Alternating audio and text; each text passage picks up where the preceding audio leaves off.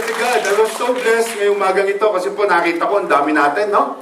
Sabi ko last week, hindi ako natatakot sa mga vacant chairs. Bakit? Kasi po yan, naghihintay lang ng tao na uupo dyan. Amen? Di ba last week walang nakaupo rito? Saka doon. Ngayon meron na. Di ba po? Actually, inuupuan mo, bakante dati yan eh. Hinihintay ka lang yan, ngayon nandiyan ka na. Amen po ba? Dahil po ang Panginoon talagang tatawagin ka, basta lang susunod ka sa Kanya. Diba? Yung ngayon na binigay natin mga certificates, those people are fifth timers. Means to say, first, second, third, fourth, fifth, hindi sila nawala. Dire-diretso lang. So we recognize that, so we're giving certificate, and we believe na dire-diretso na po yan. Wala na po atrasan yan. Amen po ba? Sa mga nabigyan certificate? Amen? Mukhang ito wala nag-i-amen. Amen po ba? Yan, okay. So ngayong umaga po, bago tayo magsimula, gusto ko sabihin mo sa katabi mo, magandang umaga kapatid. Sinasa kanan mo. Sa'yo mo, magandang umaga kapatid. Yan. Tapos sinasa kaliwa mo, sabihin mo, maganda ka pa sa umaga kapatid. Maganda po kayo. Yan. Ganyan po kami dito, sa pamilyang ito, no po? We always recognize na maganda ka pa sa umagang ito. Amen? Are we created in the image of God? So, lagi kang maganda kapatid. No? Maganda ka, huwag kang mag-alala. Kasi numalingan na siya sabing pangit ka. Maganda ka. Amen ba? Amen ba tayo ron? Okay, now, if you will remember, last 2 weeks, I shared about winning souls. Ano po? In the last 2 weeks, nag-share ako sa inyo about winning souls and that we should change the culture of the church. Bakit po kailangan i-change ang culture? Kasi po, hindi lahat ng umaattend, hindi lahat ng Kristiyano nag-i-invite o nag-win ng souls. Kailangan po i-change natin yung culture natin na yon. And thank you, kasi po nakita ko na dagdagan tayo in the last 2 weeks. Ibig sabihin, may mga taong nag-invite talaga. Hello? At kaya nandito yan, yung mga kaibigan nyo, because hindi po ni Lord yan para makarating dito ngayon. So, yung pong invitation sa church, hindi po dapat nawawala. Are you proud of your church? Amen. This is your church. This is the church. This is the Lord Church. No po? At tayo yung body of Christ. So, if you are proud of your church, you should invite people. Invite niyo po sila. Kaya po tayo nagturo ng winning souls and change the culture of the church para po lahat tayo is magkaroon ng pagkakataon na makapag-invite. Okay? Lahat po tayo magkaroon ng chance na po, ma-change natin yung culture natin, yung habit natin, na tayo po mag-invite ng ating mga friends. Especially yung ating family, kung nandito sila. Amen bro? At dapat po yung compassion, constantly winning souls, yung compassion mo dapat hindi nawawala. Ano ibig sabihin ng constantly? Ibig sabihin po niya, yung daily, you should see the situation of your neighbors. You should see the situation ng mga taong nasa tabi mo, mga kapatid. They are lost. They don't know what is the truth. Hindi nila alam kung ano yung pwedeng gawin ng Panginoon sa buhay mo nila. Dapat ikaw yung nag-i-initiate nun, kaya po nagturo tayo ng ganon. Okay? So yung invitation po ng mga tao na wala pa sa Panginoon, dapat po constant yun. Dapat po 90% ang laman ng puso mo is mag-invite ng tao. Kasi po napakaraming tao sa paligid natin na kapag hindi sila kumilala sa Panginoon, kapatid, they will fall. Dire-diretso in hell. Ang susi po ng kaligtasan, I am the way, the truth, and the life. Sabi ni Jesus, siya lang. So dapat po ang isang tao, kinikilala niya si Jesus as God and Savior. So magbibigay lang po ng ganong pagkakataon is tayong mga nakakilala na kay Lord. Kaya po, kapag ikaw nag-i-invite ng souls, that is one way of servicing God. Kasi po, that is part of Greatest Commission, as I said. Now, kung isipin niyo po, ang mga tao po, nagpupunta sa church for what purpose?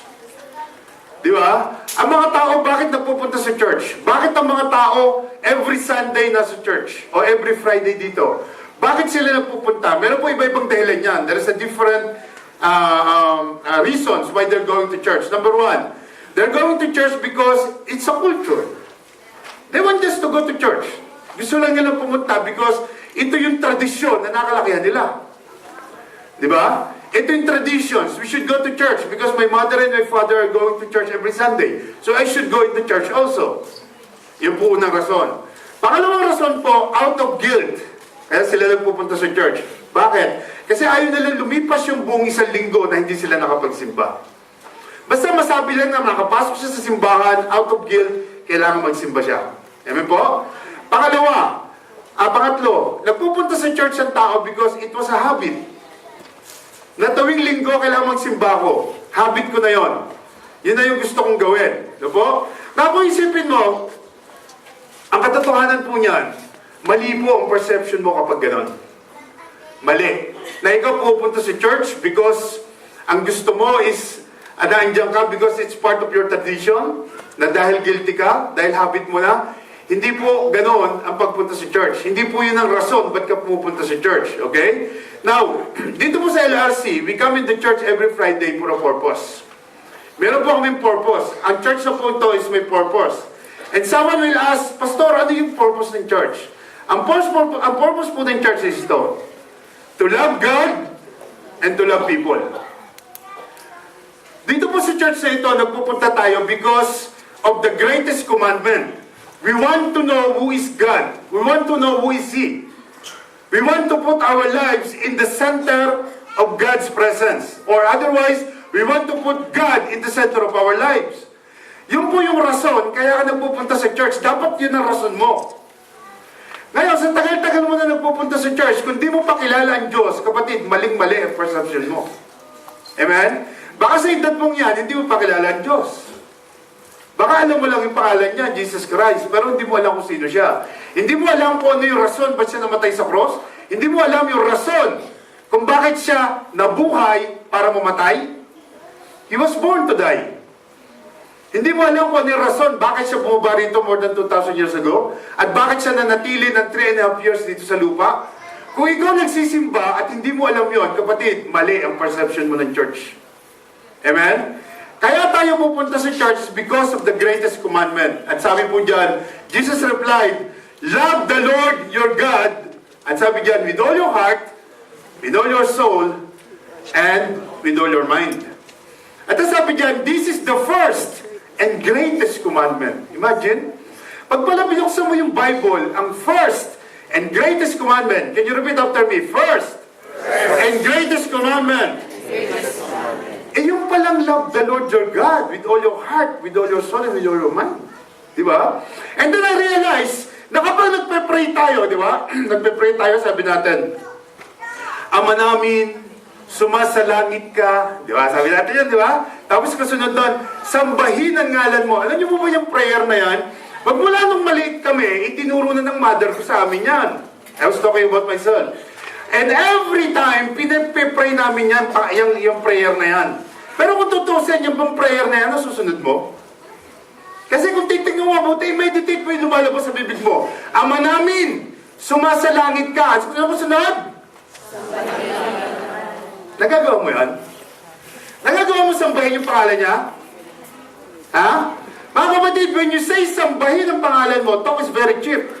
But if you will go deeper to that meaning, that is something very different. When you say sambahin ang ngalan mo, you're following the command of God in your life.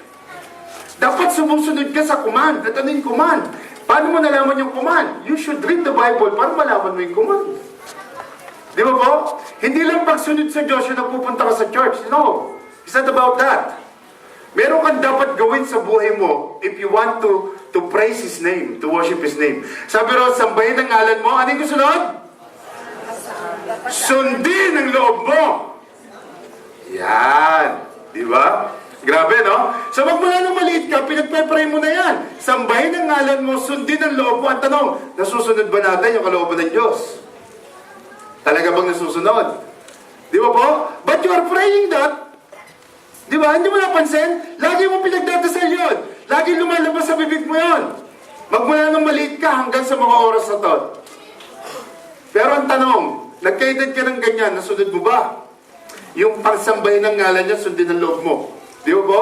Means to say, we're just going to church because it's tradition. Kailangan tayo pumunta dyan because out of guilt or tradition or habit na natin every week na pumunta sa church. But pag di kayo nagpunta sa isang church na ang pinag-aaralan yung salita ng Diyos, mababago yung perception mo, kapatid. Hindi ka lang pupunta rito because of guilt. Hindi ka lang pupunta because of tradition. Pupunta ka because you love the Lord your God with all your heart, with all your mind, and with all your soul. Amen? Yun yung first and greatest commandment. And that was the very reason bakit ka pupunta sa church. Hindi ka nagpupunta dyan kasi dyan yung crush mo. Ay, grabe, gusto makikita ko na naman yung crush ko. Ay, kaya pupunta ako sa church. Hindi ganon. Di ba? Hindi yun na rason. At ang sabi dyan, and the second is like, love your neighbor as yourself. Mga kapatid, when you say love your neighbor as yourself, kasi yung love the Lord your God with all your heart, with all your soul, with all your mind, it's between you and God. That is direct relationship mo sa Diyos. But when the Word of God says, the second commandment is love your neighbor and yourself, it is something to do with the people next to you. Tingnan mo nga yung katabi mo. Ibig-ibig ba yan? Tingnan mo nga. Ha? Kamahal-mahal ba siya? Sigurado yan. Amen, of course. Diba? Sige, tanungin ko kayo, kaibig-ibig ba yan? Second question, iniibig mo ba? Oh, talaga lang ha? Iniibig mo talaga ha? Alam niyo mga kapatid, dito po sa church, kaya ka nagpupunta rito because you belong in this family. This is a family. This is not only a church. Amen. This is a big family, no po? Ito pong family na to, mga kapatid. Ako yung tatay, si Pastor Grace ang nanay, lahat tayo magkakapatid. Spiritual father and mother kami. At mga kapatid, sasabihin ko sa inyo, dito sa church na to, iisa lang ang tatay natin actually. Andun sa heaven. Tayo lahat mga anak niya. At si Lord nakatingin sa atin pantay-pantay. Walang pastor. Walang leader ng church. Walang cell group leader. Wala. Lahat tayo pantay-pantay.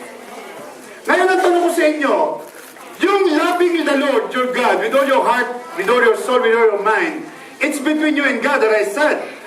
Pero yung love your neighbor as yourself, paano mangyayari yun sa isang church? Yan ang tanong ko. Ano po? Napakagandang tanong yan. Paano mangyayari? Paano mo maipapadama sa bawat isa na mahal mo siya? Amen?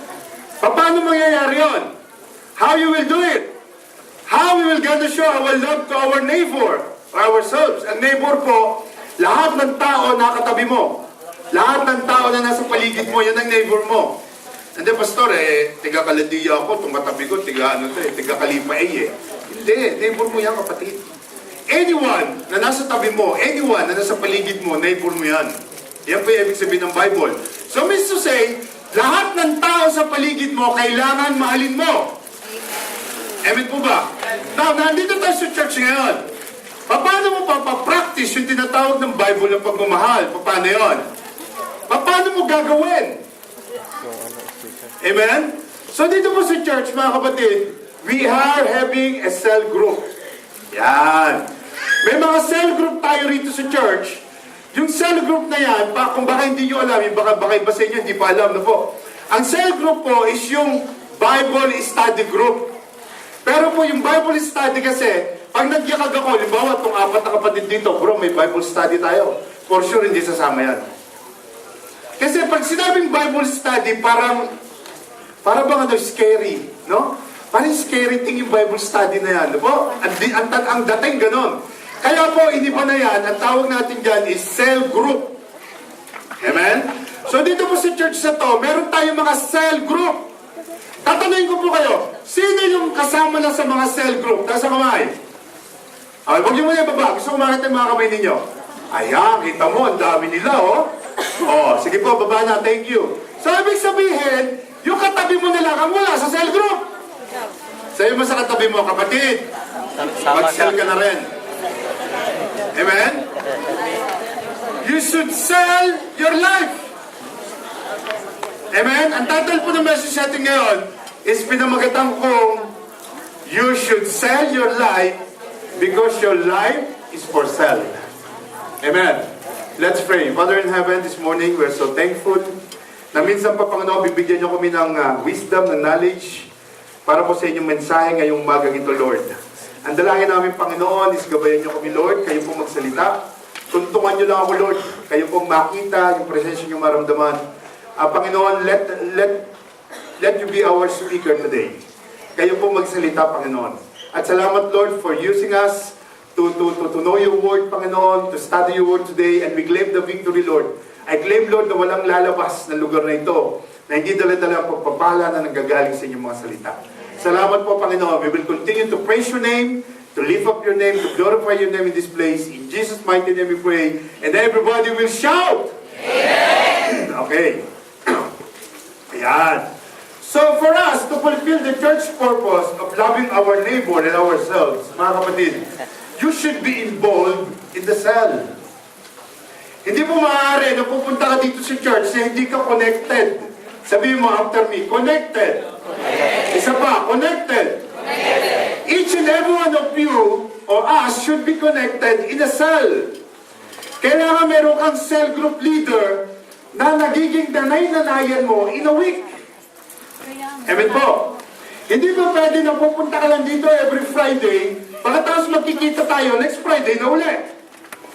You should be involved in the cell. Kailangan ng buhay mo is nakapasok sa cell.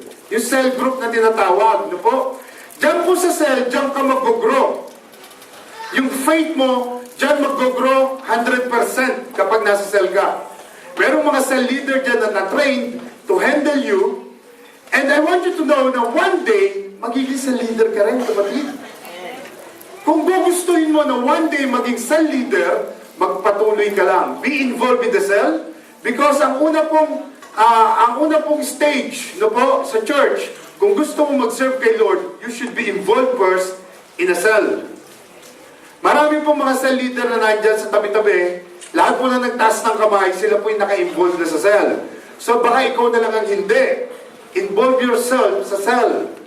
Kasi po sa cell, marami kang matututunan. You can ask questions. No po? Kung meron kang doubt sa mga naririnig mo sa turo dito, pwede kang magtanong. Pwede mo malaman kung ano naman ng Bible through cells. Kasi po dito, hindi ka pwede magtanong. Hindi mo pwede sabihin, Pastor, pwede mo magtanong? Siyempre, hindi. So sa cell group, maririnig mo yung sagot sa mga gusto mo itanong. And by doing that, nag-grow ka, yung faith mo nag-grow, hanggang sa mag-level up ka na maging matured ka ng Christian. Amen po? Amen. Alam niyo po, pag matured ka ng Christian, ikaw yung isang klase na ng tao na minold na ng Diyos sa kagustuhan niya. Amen? Yung buhay mo na mold na ng Diyos sa kagustuhan ng Diyos na maging ikaw. Hanggat hindi ka pumapasok sa cell group, hindi po mangyayari na may bumold ka ng Diyos. Amen? So, means to say, pag ang mga tao umuwi, nagsisell na yung iba dyan. Yung iba naman, in the middle of the week, nagkikita-kita sila, meron silang chat page, no po, sa Facebook, at ginagamit nila yon, ginagamit natin yon to communicate to each other na mabilis. No po? Kasi mga tao ngayon, lahat may Facebook. No po? So yung Facebook na yan, ginagamit natin yan to glorify God, to use for the ministry of the Lord. Amen? So meron daw mga group yan, maraming mga groups yan, andun yung sa leader, andun lahat sila, ngayong Friday, ngayong Wednesday, ngayong Tuesday, magkita tayo ganitong oras dito sa lugar na ito. Amen? At alam niyo po, there is something na kapag nasa cell ka, hindi ka lang mag-grow. Ba't sasabihin ko sa iyo, magiging joyful yung puso mo. Amen. Kasi pag nasa cell ka, nandun lahat. Masaya po yun. Amen? Ano ba yung pagpasok mo rito, di ba minsan, pagpasok mo dyan, di ba, papasok ka, nasaan na kaya yung mga cell group ko rito? Di ba, hinahanap mo yun? Nasaan na kaya sila? Di ba po? Kasi kadikit mo na yan kumbaga, kadikit na ng puso mo yan yung cell group mo. Kaya pagpunta mo rito, hinahanap mo ng mga kasel mo. Alam niyo mga kapatid, kapag tayo lumaki ng lumaki, in Jesus' name, alam ko lalaki tayo, mahihirapan ka nang hanapin yung kasel group mo. Kaya kailangan, kilala mo yung cell group mo. Kung saan ka nakapaloob. Amen po? Sa cell group po, meron kang nanay, kung babae ka, may tatay ka, kung lalaki ka, kasi po homogeneous. Hindi po pwede mag-join together yung babae at lalaki. Pinaghihiwalay natin yan. So kapag ang buhay mo nakapasok sa cell group, mga kapatid, yung grow mo, 90% agad. Hindi naman tayo perfect pa, wala naman tayong perfect na po. Pero yung growth mo, Mabilis po because you are included in a cell. Na po, importante po na nasa cell ka. And hindi lang yun. Kapag nasa cell ka, connected ka sa family. Ano ka, ikaw is isang, ano tawag doon? Yung ikaw is talagang member na o disciple na ng LRC Church. Kasi nandun ka sa cell, kasama ka sa cell. At sasabihin ko po sa inyo, ulitin ko ulit, masaya po ang pag nasa cell. Sino magsasabi rito, Sino naka-experience sa inyo na nung dumating sa LRC, dumami yung presyo sa Facebook? Amen. Sino? Tapos ngayon kumain, sino yun? Di ba dumami? Di ba? Hindi lang dumami. Mag-posting ka roon, kahit na bagong gising ka, picture mo, selfie. I am blessed today. Grabe, ang daming like. Hindi mo napansin yun? Di ba ang daming like? Bakit? Because you are connected in a family. Connected ka. Importante po na connected ka. Kasi kung di ka connected, grabe na nag-selfie ka, feeling blessed. Grabe, sa linggo na, wala man lang nag-like. Di ba? Ngayon, dahil medyo na ano ka, ikaw na rin nag-like. Picture mo yun eh. Di ba ba? At yun napansin yan, kapag ikaw nasa cell, kasama ka sa cell, kasama ka sa church, connected ka sa church, ang bilis makakuha ng mga comments, mga likes, ang dami, di ba? Di ba ba? Pagkatapos natetest yung patience mo dyan kapag nasa cell group ka. Imagine mo, usapan 7:30, mag-message ka doon sa Facebook, where are you? I'm here already. Where are you now? I'm here. Ganun ba yun? Hindi ako marunong dun eh. Where na you? Tapos? Here na me. Yung ganun. So, ikaw, ang aga mo, grabe. Masyado excited eh, no? Siyempre, mga port attendee ka sa cell. Ang aga mo talaga, grabe. Woo, 7:30, excited ako. Dala ko yung notebook ko, yung Bible ko, attend ako ng cell group. Grabe, 7:30, 8 o'clock na, wala pa sila. Ano nangyari? Tapos 8:30 na, wala pa rin. Tapos tinawagan mo yung cell leader, kapatid, nasaan kayo? O ikaw nasaan? Nagsasal na kami. Andito ako Hindi dyan ang cell meeting. Andito kami sa kabila.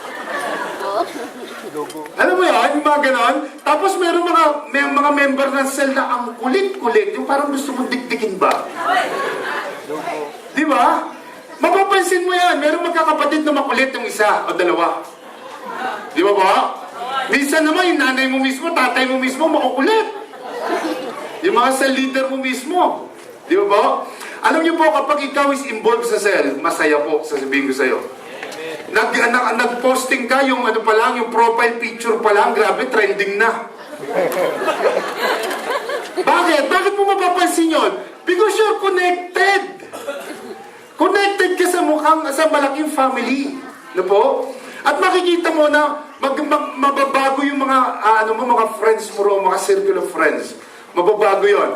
Lalo na kapag nagpa-posting ka na ng mga Word of God, ay maniwala ka. Yung mga friends mo na hindi nila alam yon, mag-unfollow na sa'yo. Hindi mo na makikita yon na nagla-like sa mga picture mo. Naranasan yung mga ganun, kapatid? Di ba? Kung baka kasi nababago na yung circle of friends mo, ang mga circle of friends mo, yung mga attendee na sa church, or one faith, so yung mga tao na dating friends mo sa Facebook na hindi ka pa nakakilala kay Lord, unti-unting nag-unfollow na sa'yo. Kasi nababago na yung circle of friends mo, yun ang mga tao sa church. Are you getting me? Now, yun yung ibig sabihin, why? Because you are connected in the church, in the family of God. Sino mo gusto rito connected sa family ni Lord? Amen? Masarap po na maging connected sa family ni Lord. At sasabihin ko sa iyo, unti-unti, mababago yung mga salita mo, no? Dati hindi ka nag-glory to God, praise God. Maya-maya, nagpa-praise God ka na. Hindi mo napansin yun? Yung mga comment po, praise God na. Dati panay ka hugot. Di ba? Dati pag nag-posting ka, panay hugot. Pag may kaaway ka, minumura mo pa rin sa Facebook. Di ba? Ngayon, hindi na. Pag may nakita kang kapatid na nag-posting, kapatid, praise the Lord. Glory to God. Ang guwapo mo rito, ang ganda mo rito sa picture mo. Hindi napansin yan? Nababago lahat. Why? Because simply, you are connected. At mga kapatid, I advise you, sa pastor ng church, kailangan po connected ka sa cell group. Tingnan niyo po mga tao pag connected sa cell group. Ayan, no? Tingnan yung mga itsura nila. Di ba? Ang sasaya, no? Tingnan niyo, tingnan yung cell group ni Brother Anthony, oh. Ngiting-ngiti sila lahat, no? Kahit na 4-5 pa lang sila, ngiting-ngiti sila. Kasi they belong. They are connected. O si Sister Dudley, tingnan mo naman ang ngiti. Diba? Sagad hanggang ngala-ngala. Diba? Kita mo naman, kasi cell group niya, nasa likod niya. Ang matindi ni Brother Mike, hindi lang connected yan. Talagang ugat-ugat na sila ron. Si Brother Mike, ano po? Talagang nagpe-pray sila, bayakbay. Di ba ang sarap ng ganyan, nagpe-pray kayo together, very united to each other? Di ba? Yung ba sa mga friends mo na unbeliever, merong ganyan? Naku, panay tagayan doon, sigurado. Panay karaoke, ano po? Pag nasa cell ka, yan ang makikita mo. Oh, tingnan mo si Brother Bernardo, para siyang politiko. Naglalatag ng kanyang proposal, di ba? Nakita niyo mga kapatid? Para silang bumubuo ng magwewelga sa EDSA. Pero po cell group yan. Nakita niyo po? Tingnan niyo po ito susunod. Ayan oh! Kita mo yung cell group nila oh. Di ba ang saya-saya yung nakaupo ka dyan, bukod dyan sa church service? Di ba yung makikita mo yung mga kasel mo, saan tayo ngayon? O dito tayo. Di ba? Kita-kits kayo. Minsan nandun kayo sa restaurant. Alam niyo pag nasa restaurant yan, dyan yung yung pakiramdaman, di ba? Lalo na pag naka-order na, tapos dumating na yung bill, pakiramdaman na yan. Sasabihin na isa, kapatid, mag-CR lang ako, ha? Kasi parating na yung nakita niyo, waiter, dala-dala na yung bill eh. Pag-ano na yan, mag-CR na. Amen? Alam niyo mga kapatid, napakasarap mag-cell group. Kapag yung pagdating ng bill, may isa roon na nakaganyan lang, pangiti-ngiti si Celia, no? Tapos pagdating ng bill, bayad na po, binayaran na ni kapatid. Yan, nakaganon siya, sabihin niya, it's all mine. Di ba? Ang sarap na yan ang cell group pag gano'n, di ba? Yung marunong ka mag-forgive at marunong ka mag-give. Amen po. Alam niyo po sa cell group, napakasarap na mayroong forgiveness at mayroong giver. Pero huwag niyo naman samantalahin na siya nalalagi. Amen? Yan po isang kagandahan sa cell. Okay? Ang cell group po, natututo kang mag-forgive at natututo kang mag-give. Halimbawa, order tayo, ang dami natin in-order, bago pinabayaan mo sa leader mo magbayad, huwag namang ganon. Di ba? Kung order kayo, yung tingin mo hati-hati kayo magbabayad dyan. Pero meron naman time na yung sa leader mo, tatawagin ka niyan. O mag-PID tayo. Ano yung PID? Personal Intentional Discipleship. Siyempre, ang magbabayad mo, yung sa leader. Hindi ikaw. Kasi PID yun eh. Alam niyo ba siya sabi ko mga kapatid? Marami kayong matututunan kapag nasa cell group ka. Mag-go-grow ka spiritually. Magkakaroon ka ng circle of friends na magpapalakas sa'yo. Kapag ikaw nangihina, ano po? Pag connected ka, madaling makarelate sa mga nangyayari sa church. Because you are connected, ano po? Tingnan niyo po ito isa pa. Ayan, no? Tingnan niyo kay Sister Kathleen, no? Yung cell group nila sa loob lang ng kusina. Wala pong pinipiling lugar yan. Basta makaupo lang tayo, makapagkwentuhan tayo dyan, cell group yan. Oh, kita niyo yung kay Sister Robo. Yung kay Sister Rob, seryoso, mukhang parang academic lecture, no? Parang walang gumingiti. Parang, makinig kayo, nagsasalita ako. Parang gano'n dating, no? Pero po cell group, yan. Yung makikita, seryoso sila. Yan po. Yun naman kay Brother Ram, ayan, no? Katatapos na na-encounter niyan. He is supporting his cell na nag-training. Ano po? He was supporting them. So kung titingnan niyo mga kapatid, kapag ikaw nasa cell group, malaki po yung advantage kapag nasa cell ka. Because, ang unang-una, you will be connected. Sabi mo sa katabi mo, you are connected. Alam niyo po, God did not create you to be isolated. Hindi ka pwedeng isolated. Hindi ko yung Christian na, ako'y isang Kristiyano na nagsisilbi kay Lord. Walang nakakaalam nito, kabilang ni Lord. Diyan lang ako sa sulok, walang nakakilala sa akin. Pero nagsisilbi ako, kami lang dalawa ni Lord talaga. Pag benediction na, makikita mo siya lumalabas sa dire-diretso. Makikita mo ulit Friday na lang. Kapatid, walang ganon. If you are belong in the church, you should not be isolated. You should be connected to each other. Alam niyo po, one day, ako po nahiya ako sa sarili ko. Alam niyo kung bakit? Kasi hindi lahat kayo kilala ko na. Ang kilala ko lang yung matatagal na, yung mga leader na, pero yung iba sa inyo sa mukha na lang. Ano po? At alam niyo po, pinapractice ko talaga, pinagpe-pray ko kay Lord na lahat kayo makilala ko mukha at pangalan. Kasi po nakakahiya na magkikita kayo, ano po? Nangyari po sa akin yung one time, nandun po kami sa mall, may bumati sa akin, ay Pastor, good morning po! Uy Brad, kamusta? Parang di na kita nakikita sa church na Friday. Ay, pastor, hindi po ako sa church na doon po ako sa kabila. Alam mo yun, nakakahiya. Nakilala ka lang pala. Akala ko attendee sa church. Di ba po? Alam niyo po mga kapatid, kapag ang church lumalaki, ang posibilidad niyan, hindi mo na nakikilala yung mga tao. And do you agree with me? But, if you are connected in a cell, madali lang pong kilalanin ng mga tao. Amen? Kung baka yung malaking church, ginagawang maliit, kasi nagmi-meet kayo weekly, parang lumiliit yung environment. Pero dito sa church, sama-sama tayo tuwing Friday. Kung baka nagkakilalan tayo, isa family, nagkakilala tayo ng lubos. No po? Nalalaman mo yung issue niya sa buhay, nalalaman mo kung ilang anak niya, kung tigisaan siya, anong pangalan niya, anong birthday niya. Yun po yung Church of God.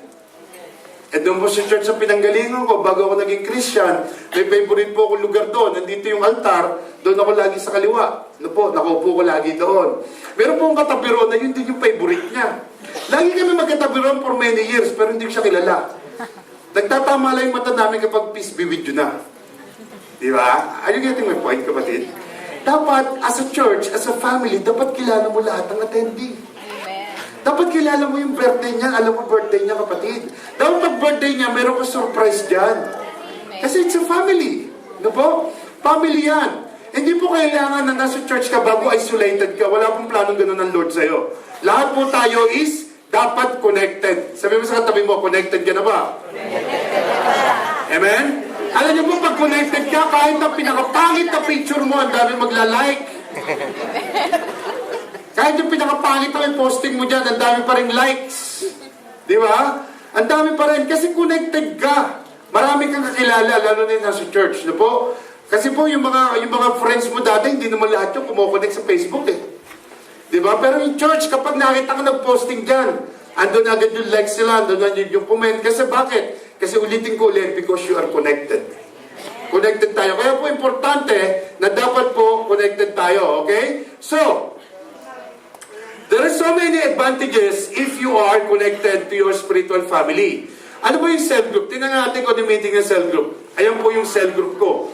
Ang sabi po dyan, hindi po kami nagsa-cell group na naka-Amerikana lagi, ha? Nagkataon lang, baka isipin nyo, grabe cell group. Pastor, naka-Amerikana lahat.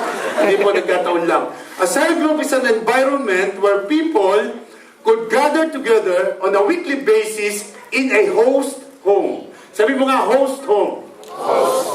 Where they can experience the love of God, receive spiritual and moral guidance through the family of believers in Jesus Christ, establishing true relationship with God and man, equipping believers, staying to be connected to do the work of the ministry. Yan po yung ibig sabihin ng cell. So sa cell group ko, kapag lagi kang present dyan, ikaw is nagkakaroon ng identity. Okay? Nakikilala mo kung sino ka, yung sarili mo, nababago yung pananaw mo, tumatatag ka sa buhay na to. Sino yung gusto ng ganon, mga kapatid? Kasi kung dito lang every Friday, matagal ang growth.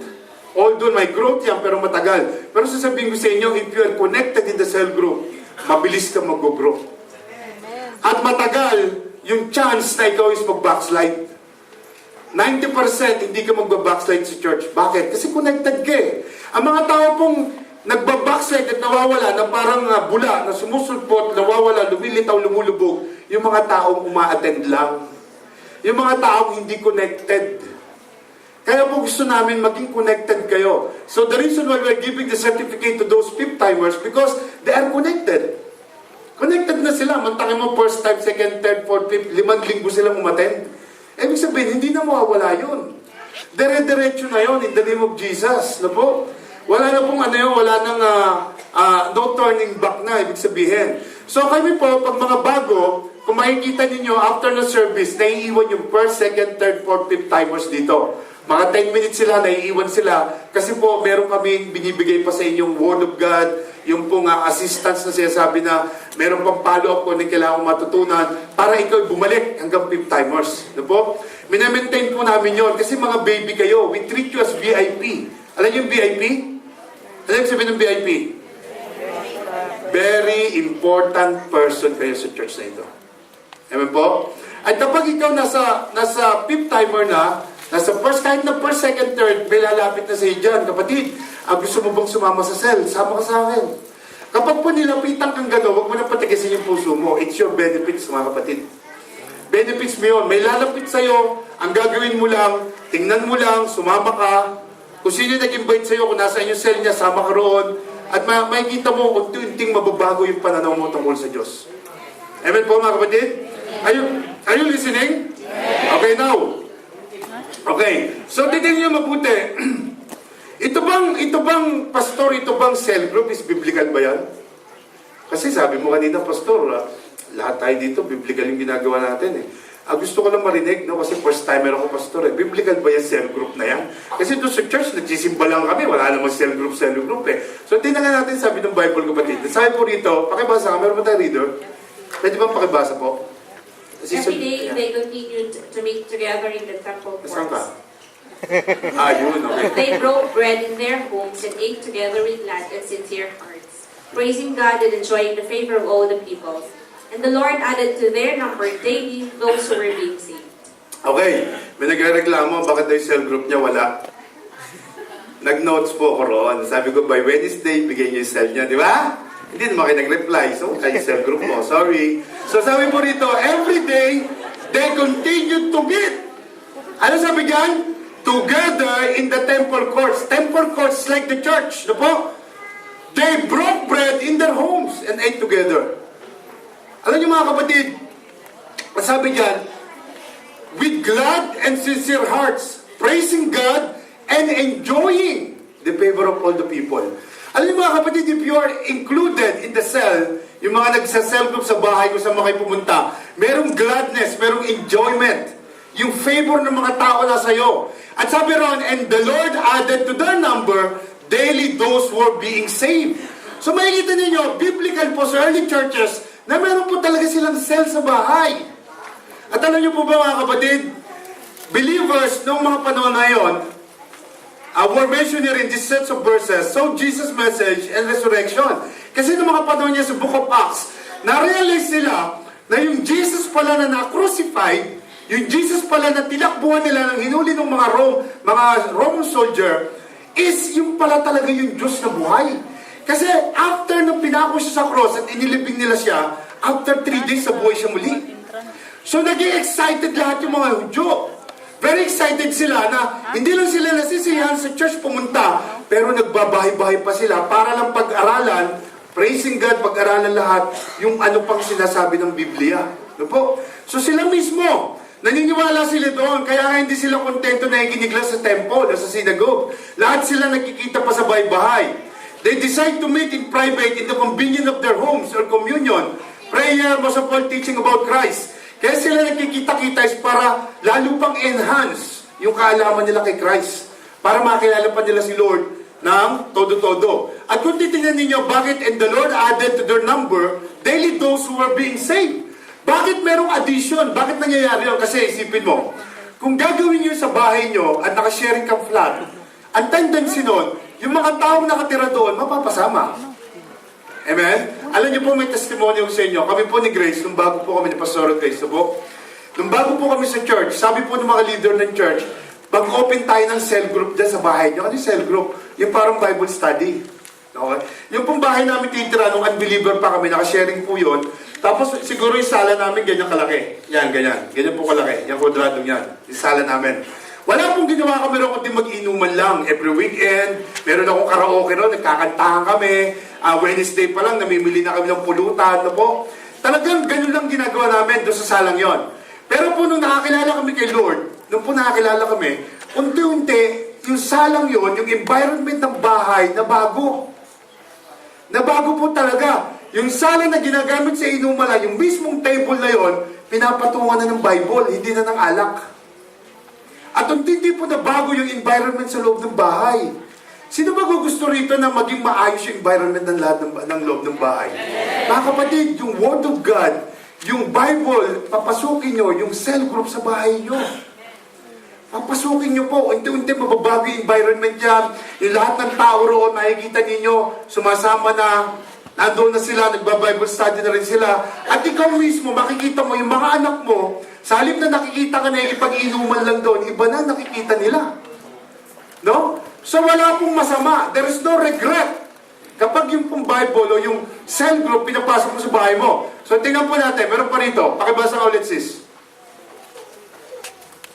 Day after day, in the temple courts and from house to house, they never stopped teaching and proclaiming the good news that Jesus is the Messiah. Amen. So dito makikita nyo, in this particular verse, one will recognize that home Bible studies or cell groups are not new. Hindi po ito bago. Hindi po bago to. Ito'y matagal nang ginagawa sa early churches pa. More than 2,000 years ago. House to house. They never stopped teaching and proclaiming the good news that Jesus is the Messiah. Messiah means Savior. No po? So tinuturuan pa sila bukod doon sa temple courts, meron pa silang house to house. Excited sila na pag-aaralan yung salita ng Diyos, hindi sila tumitigil. Dahil hindi sila kontento sa every Friday o Sunday lang. Meron pa sila sa bahay.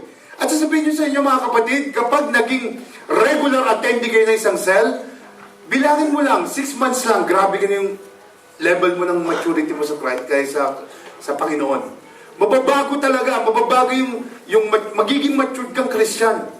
Iba po kapag matured kang Christian. Kapag matured kang Christian, hindi ka na natutulog kapag Friday. Tingnan mo yung katabi mo. Ha? Amen. Hindi na tulog yan. Gising na gising yan. Okay? Hindi yan nakapikit, no? Sa kapag na every regular week, umaattend ka ng cell group, nababago yung pananaw mo sa buhay. Meron man dumating na problema dyan, okay ka lang. Amen? Kapag hindi ka kasi matured na Christian, kahit na umattend ka sa church, kapag tinamaan ka ng problema sa buhay, parang gusto mo nang magpakamatay. Di ba? Parang gusto mo nang magpasagasa sa bisikleta. Di ba po mga kapatid? Hindi po mangyayari yun na mamamatay ka wag sa bisikleta, sa bus. Malaki-laki yun. Di po? Pero gusto kong sabihin dito, tumatatag kami sa may nagsabi, Pastor, bakit yung mga tao sa church parang walang problema? Sino nagsabi sa'yo? Meron yun. Mas marami pa ako yung problema eh. Kaso mo, alam lang namin i-handle yung problema. Amen. Bakit? Because we know our God. Amen. Kilala namin yung Diyos. Alam namin yung pwedeng gawin niya sa buhay namin. Amen. Kaya tumatatag ka sa buhay na to. Nagiging matatag kang Kristiyano. Di ba? Maraming Christian, sabi nila, kilala nila si Lord. Pero sa oras ng problema, may pananampalataya sila. Pero sa oras ng problema, hindi mo makikita may pananampalataya. Bakit? Because they really don't know the Lord. Sabi lang nila yon. Pag nakilala mo talaga kung sino si Jesus Christ sa buhay mo, yung pwedeng gawin niya sa buhay mo, I will tell you, hindi ka mananawa na alamin patuloy kung sino siya sa buhay mo. Amen. Amen? Higit sa lahat, siya yung Savior. Siya yung magliligtas sa'yo. Na kapag namatay ka, sa langit ka pupunta. Amen. Hindi ka sa impyerno. Yung pag may nagtanong sa'yo, kapatid, pag ba namatay ka, saan ka pupunta? Alam ko yan. Saan? Sa langit. Bakit? Because I accepted the Lord Jesus Christ as my God and my personal Savior. Amen. Ganun lang. Kaya maraming tao tumanda na sa church, tanungin mo, Lola, pag namatay ka sa kapupunta, ay walang nakakalam yan na po, kundi Diyos lang. Ay grabe, mamamatay na si Lola, 75 na, naghihingalo na, hindi na makalakad. Eh Diyos palang nakakaalam, hindi niya alam. Yun ang masakit, hindi niya alam hanggang ngayon kung saan siya pupunta. Amen? The Bible is very clear. The only way, the truth, and the life is Jesus Christ. At anong masama kung idiktik ko sa iyo si Jesus Christ? Grabe, first timer ako sa church na to. Ba't ba panay Jesus pinag-uusapan dito? Eh, ano ngayon? Anong pag-usapan natin? Ha? Sino pag-uusapan natin? Sino gusto nyo? And what is wrong if we talk about Jesus? What is wrong? All the knee will bow down in the name of Jesus. One day, lahat ng tuhod luluhod. Amen? Kahit anong lahi ka pa, kahit anong pananampalataya meron ka, believe me, one day luluhod ka sa pangalan ni Jesus. Darating yung time na yon. Maghintay-hintay ka lang. Amen? Yung choices mo ngayon, yun ang magdadala sa'yo sa iyong destinasyon. Yung choices mo ngayon. And believe me, dapat sa buhay na to, ang iyong binibigyan ng panahon is yung makilala mo ang Diyos. Dahil pag ang Diyos nakilala mo, kapatid, lahat ng meron ng Diyos, ibibigay niya sa'yo. Ito lang naman hinahanap ng Diyos sa atin eh. Tinawa nung una, panay lang ako prayer lang ako, memorize lahat. Abagin ng Maria, napupuno ka ng grasya, o Ama namin, sumasalangit ka, sambay ng ngalan mo. Tapos pag dilat ng mata ko, may dumana sexy. Wala na, nakalimutan ko na yung kasunod. Bakit? Kasi memorize eh. Minimemorize, dapat ang prayer from the heart. Although yun ang pattern na binigay ni Lord sa atin, but dapat most of the time from the heart. Kasi relationship tayo, not religion. Wala po tayong religion dito. We are building relationship. Okay? And for the information of all of you, lalo na yung mga bago, kung titignan niyo mabuti mga kapatid, dito po sa church, more than a year ago, tayo po yung umalis na doon sa traditional na church. Umalis na po tayo. Yung maintenance mode na church, umalis na tayo dyan. Yung po traditional na church, yung cell group po, isa, dalawa, tatlo, yun lang. Hindi lahat naka-involve sa cell. Wala tayong focus. Yung cell ministry is just only one ministry, one department only. Ganun po tayo noon. Kaya hindi tayo lumalago. Mantaka mo, ilang taon nyo ng cell group mo, 5, 6 lang, sa 10. Samantala ngayon, 1 year pa lang tayo, may 24 na yung cell group natin. Small groups ang tawag doon. Bakit? Ano ba meron tayo ngayon? Kasi po, ngayon, naka-cell church na tayo. Lahat po kailangan ng member para tayo mag-grow. Pati ang church mag-grow. Pati ikaw mag-grow. Maging mature Christian ka, dapat ang buong church involved sa cell ministry. One day po magiging cell leader ka. Ngayon cell member ka. One day magiging cell leader ka. Ang cell group po, ang launching pad, papunta sa pagiging leader mo. Naandyan yan, tuturuan ka dyan. One day, you will win souls for yourself. Magte-create ng 12 mo, ikaw mismo magbubuo ng sarili mong cell. And believe me, when you are handling 12 people, that's what we call pastoral. Nagpapastor ka na noon. Isipin mo, 12 tao gaya ni Jesus. Meron siya 12 disciple. 12 tao, ako nakikita ito every week. Ako nangangalaga rito. Ano tawag mo ron? Pastoral na yon. At yung 12 yun, manganganak ng tigla 12 yun.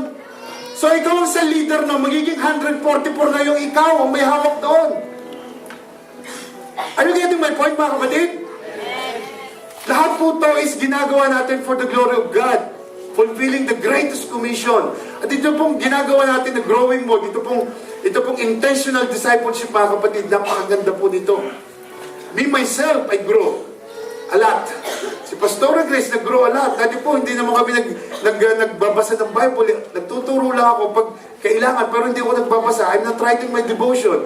Pero ngayon, kapag nagbabasa ako ng Bible, nagra-write ako ng devotion, pakiramdam ko, napupulfill ko yung sinasabi na Lord na, have a quiet time for me. Quiet time mo yun. Baka minsan busy ka na lang sa ministry. Hindi ka na busy sa King. Baka busy ka sa ginagawa mo sa church, pero yung King nakalimutan mo. When you read the Bible, when you open the Bible and write your devotional message every day, yun yung quiet time mo kay Lord. You're giving your time to God. You're reading His Word. At sasabihin ko sa'yo, yung mga nabasa mo ron, hindi pwedeng nakawin yung pag nandito na sa puso mo. Amen. Amen? You can face any kinds of trials kapag nakilord ka. Magiging matatag ka. Kumbaga yung buhay mo, founded sa rock, hindi sa sand. May mga Christian kasi, nagtatayo sila ng buhay nila sa sand. At kaya pag dumating yung unos, dumating yung tubig, nasishaken sila. If you are having your devotional prayer kay Lord every day, sasabihin ko sa iyo, magiging founded ka, tatatag kang Kristyano. Amen. Amen?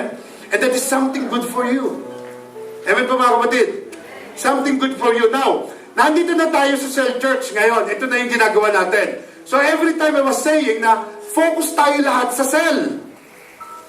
Meron ka cell leader. Tulungan mo yung cell leader mo na makumpleto yung 12 niya. Yun yung goal nyo as a cell team.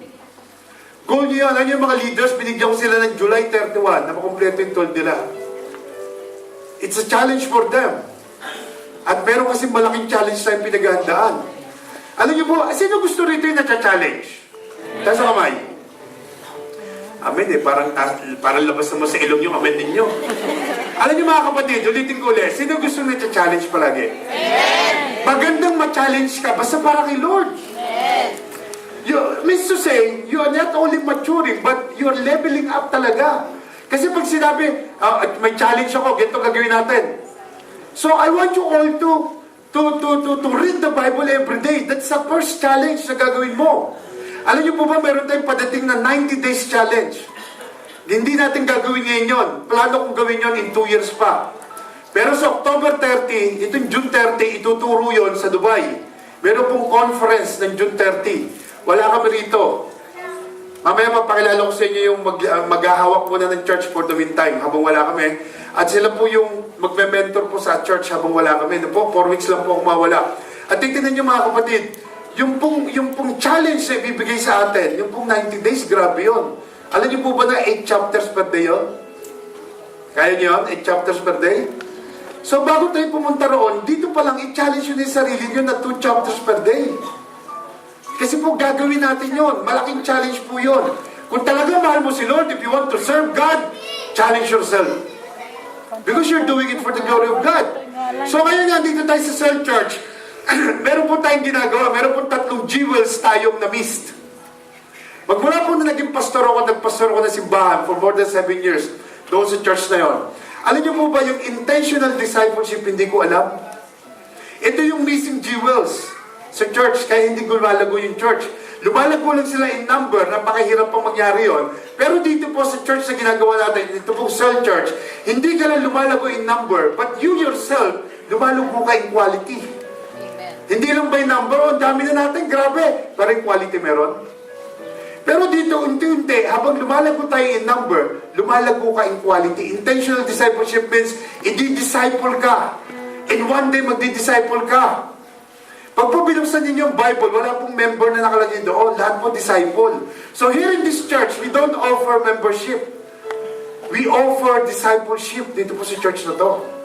Amen po? Hindi kami nag-offer ng membership dito. Discipleship po ina-offer namin. So yung intentional means to say, ayaw mo sa gusto, magiging disciple ka one day kung mananatili ka sa church na to. Hindi mo pwede kasi na nandito ka na hindi ka nagpapadisciple. Kailangan may disciple ka one day. Amen? And ang launching pad mo yung cell group. Doon ka magsisimula sa cell group. Doon mo matututunan lahat yan. Second thing, yung pangalawa po, effective equipping. Ano effective equipping? Dadaan ka sa training, kapatid. Ang mga magulang mo, pinag-aaral ka. Di ba? Simula nung grade 1 ka, hanggang nag-high school ka, nag-college ka, hanggang sa nakarating ka sa yung hinalalagyan ngayon, pinag-aaral ka ng magulang mo. Nakatapos ka man o hindi, pinag-aaral ka. Anong purpose nun? Ba't ka pinag-aaral? To train you. Di ba po? To train you. For your future. Dito po sa church na to, we train people, we equip people. So, hindi ka lang 2 hours dito, hindi ka lang upuers. Kung bagay sa basketball, hindi ka bangko. Nagsushoot ka ng bola rito. Hindi ka lang a-attend para umupo. Ite-train ka namin one day. And see yourself as a leader one day. Ano po? Kaya maraming tao na involved sa ministry because they want to serve God. Na andito ka na rin lang, isipin mo ha, tanongin mo yung sarili mo. Tingin ka sa salamin. Grabe, gumigising ka every Friday. Ikaw, tingin mo yung sarili mo. Gumigising ka every Friday, ang aga-aga mo, sa halip ng tulog ka, doon ka sa church. Ba't hindi mo kaya seryosohin ha? Amen. Diba? Andito ka na rin lang every Friday, sa halip na tulog ka sa bahay, andito ka, gumigising ka na maaga. Seryosohin mo na. Para pag-uwi mo ng Pilipinas, yung mga mahal mo sa buhay, yung mga mahal mo sa buhay, ma-share mo sa kanila yung equip na training na binigay sila ng church. Amen po? Mga kapatid, are you getting my point? Tandaan niyo po mga kapatid, yung katabi mo, listen to me, yung katabi mo, habang buhay mo nang kasama yan in eternity. Amen. Habang buhay na yan. Ngayon, tingnan mo yung katabi mo. Sabihin mo, Diyos ko po, Panginoon, wala bang iba, Lord?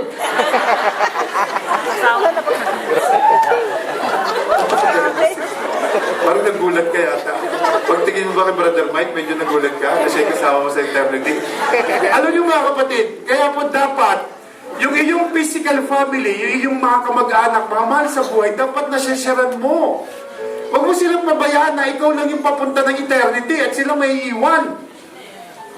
Dapat they should know the truth because the truth will set them free. Yung katotohanan lang magpapalaya sa iyo, yung katotohanan ng salita ng Diyos. Amen? So dito, itinetrain namin kayo. Itinetrain namin kayo. Yung susunod na training po is coming Eid. Ito pong long Eid na September. Be involved in the cell para po makasama kayo doon sa training na yon. Challenge mo yung sarili mo. Maganda po yun. Encounter you with God. Ito po. So ito po yung second jewels. Yung third po, yung last is penetrating cells. Ito po yung penetrating cells na tinatawag. Yung church, pinapasok ka talaga sa loob ng cell. Kailangan nasa cell group ka. Di ba kanina, isa lang yung green, isa lang yung cell sa church. Yan po yung mga traditional church na church. Nasa maintenance mode sila. For 10 years, 20 years, ang member nila 60. Hindi sila dumami. No po? Bakit? Wala kasing proper equipping o training. Dito po, nagdi-disciple tayo, nagbibigay tayo ng training para po lumago ka sa Christian. Amen? Para magkaroon ka ng identity with Christ. Do you believe na ambassador ka ni Christ dito sa lupa? Yes, ambassador po tayo ni Lord. Kaya po kailangan, habang naandito ka, is maintain mo na connected ka sa church. Connected ka sa family ni Christ. Huwag ka lang naandito at ikay upuers at tungangers. Kumonek ka, kapatid. Kumonek ka. Sino yung mga cell leader? Tapos ngayon kamay mga cell leader. Can I ask you to stand please? Tayo nga yung mga cell leader para makita nila kayo. Sige nga. Ayan, mga babae at lalaki na cell leader. Yan. Yan po yan. Hanggang sa taas. Ayan, yun po yung mga cell leader. Ngayon, sila po yung mahawak ng mga cells. So, sige po, thank you. So, one day siguro, lalapit sila sa'yo. No? Anytime may lalapit sa'yo, dahil aalokin ka sumama sa cell. Huwag po kayong mag-alala dahil yung mga yan, tuturuan kayo niyan. Bibigyan kayo ng magandang identity with Christ kapag nasa salog ka ng cell group. Amen? Ang focus po natin cell group. Amen po? So sabihin mo sa katabi mo, mag-cell na tayo, kapatid. Ha? Parang walang conviction. Sige nga, sabihin mo nga, mag-cell na tayo, kapatid. Yan, ganyan. Kasi walang conviction eh. Amen? Amen po mga kapatid. Alam niyo po doon sa OB4, doon po sa lugar nito mga kapatid natin ito, itong mga kapatid natin lalaki na sa harap. So OB4 po, mag-o-open na kami ng open cell doon sa next week. Mag-o-open na kami roon. Yung pong plans ni Lord nangyayari na sa lugar na yon. Salamat po sa mga kapatid na to dahil ito po yung mga ginagamit ni Lord. Kita niyo yung willingness sila, layo ng bahay nila sa Yaspa. Pupuntahan namin yon every Friday ba, Brother Alan? Every Friday ng gabi, pupunta kami ron to open up yung cell nila ron. Ang dami pong Pilipino ron sa malaking accommodation yon. At ito mga kapatid na itong gagamitin doon. And I will tell you, kapag nagpagamit ka kay Lord, yung buhay mo, i-bless ni Lord. Sigurado yan, hindi maaari nagtatrabaho sa Jollibee. Ang sipag-sipag mo, hindi ka napapansin ng manager mo, mapapansin ka. So kung ikaw nag-work para kay Lord, sabihin ko sa'yo, hindi bulag si Lord para hindi makita yung ginagawa mo para sa Kanya. Iaangat niya yung buhay mo, kapatid. Sino gusto rito to be with the Lord? Amen. Sino may gusto? Can I call the music team? Alam mga kapatid, kapag nakay Lord ka, nothing is impossible. Amen. Alam nyo? Kasi kapag sinabi mo, Lord, one day, I would like to serve you. One day, Lord, I would like to grow and as a matured Christian. And I would like to know you more in my life. I want to be with you, Lord, when I die. Amen? Sino gusto dito nun? Yung you want to be with the presence of God in your life. Amen? Sino yung gusto maging connected kay Lord simula sa araw na to? Amen. Amen? Tapos ngayon ka ba yung gusto maging connected kay Lord? Mga kapatid, before you become connected to God, you should be connected first to the family of God. Amen? Kasi po kung hindi ka connected sa family ni Lord, hindi ka magiging connected kay God. Kasi doon lang yung way para maging connected ka, para malaman mo kung paano ka connect. Amen? Amen po mga kapatid. Ako yung ibig sabihin. So ikaw, sa buhay mo ngayon, wala kang ibang purpose, wala kang ibang goal, kundi maging connected sa family na to. Na maging trained minsan, na maging equipped minsan, na to be with you, Lord. Di ba? Sino gusto maging be with you, Lord? Ang gusto niya. Sige nga po tayo mga kapatid. Parang natin si Lord.